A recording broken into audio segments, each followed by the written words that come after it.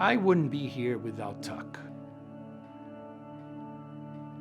All these experiences, getting a wider perspective of how things are in the world, from networking to aspirations to the passion that Tuck gave me, to the places it placed me, all that built to where I am today. When I first came to campus, I could feel the curiosity almost coursing through the veins of the building. Tuck really trained me to listen to myself and think about my strengths and my opportunities and how I could best bring them to bear. But what really matters is the way in which I have changed as a leader because of the education I had.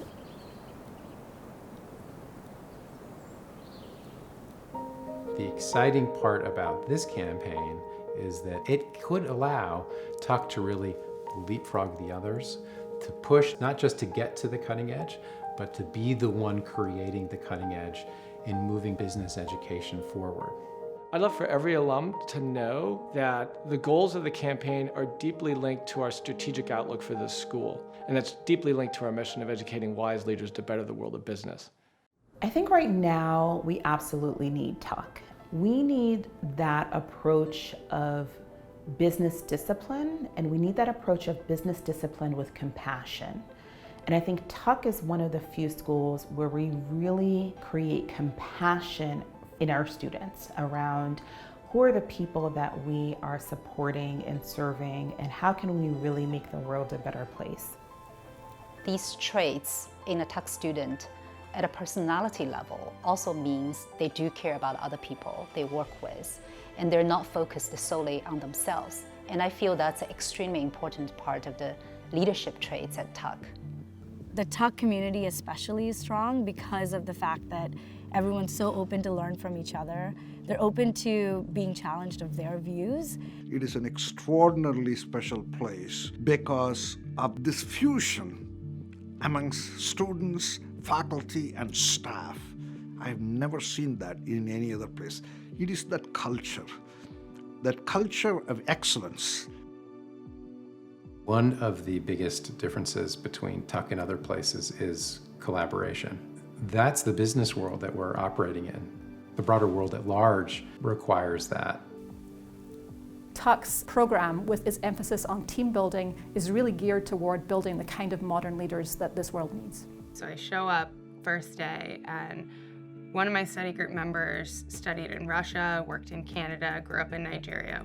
One of my study group members worked in a paper factory. One of my study group members worked for a sports nonprofit that empowered young women. We came from all different walks of life, all different backgrounds, and to sit there that first day and imagine all of the incredible things we were going to experience together, learn from each other. We need students here who have experienced and come from different country and cultural backgrounds. And we need students here who have worked in a wide variety of industries and a broad range of functional roles to be able to bring that experience into the classroom and to the discussion. We need students who have different socioeconomic backgrounds to understand how do you influence the world both through a background of privilege, but also through a background of great need and great growth in that sense. Diversity is not represented by what box you check. Diversity is represented by a difference of experiences and what you bring to the table. And we want to create spaces where people can share those experiences and engage in those experiences. When you have a diverse workforce, you get different ideas, different opinions that lead to more innovation, that lead to success. I think the value of having a researcher in the classroom is that the conversation is not about, hey, here's the answer. It's, here's where the answer is today. Here's how we got to where we are. And here's where it begins to break down in the face of new questions. That's what makes going to a great school great. One way in which I think research matters a lot is we're pushing on the frontiers of knowledge. That's going to affect Tuck's reputation. We may not see that effect on reputation, in the immediate, but that's really about planting the seeds for the next 2, 3, 5 years. You can have an impact only if you do research, only if you create ideas. I see teaching and research as not two separate things, integrally connected. We have an education mission, And there's no way you can meet those goals unless you're constantly thinking, analyzing, asking questions, trying to get information, understanding how different people think. For me, an open mind means not just being open to other ideas, but also sharing those ideas. We started the scholarship really because we wanted to give back to Tuck. Scholarships are becoming increasingly important. It's why a big focus of the campaign planning is getting more endowed scholarships. We want scholarship to be fundamental to our efforts to enroll a fantastic class. I graduated Tuck in 1959, and my father passed away suddenly in 1960. He was very proud of the fact that I went to Tuck. So it was my idea to start the scholarship, and we started it very modestly, and we gave gifts of the company's stock, and the amount of principal grew over time. It threw off nice dividends and began to fund scholarships over time. It's really important to stay connected not only through the alumni network but also through giving. It's important to continue your support for the school, but also to continue to engage with the school. So I encourage all alumni to think about it as an ongoing journey with Tuck that doesn't end at graduation, but just starts a different phase.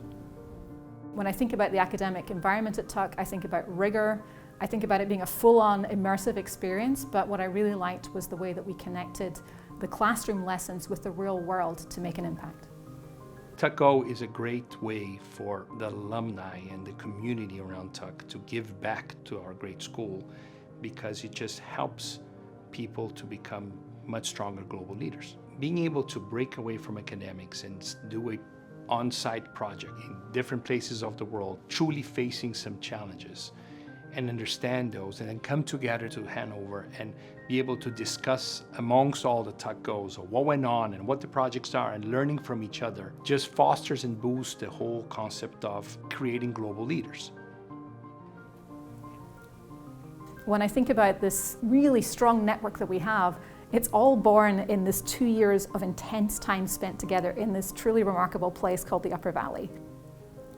The Tuck network is something kind of magical. You love that school so much, and you have to, every time a Tucky reaches out to you, you stop everything to listen and to try to help. I feel that way every time a current student calls me, every time an alum calls me. There's something really special about that network, and I think that's something that all of us carry well beyond our time in Hanover. I envision Tuck's tomorrow is building on the heritage and the strengths and the tradition of what sets Tuck apart. Putting compassion into action. Being more global, attracting more international talent. To continue building inclusive, wise leaders who can lead companies in the right way.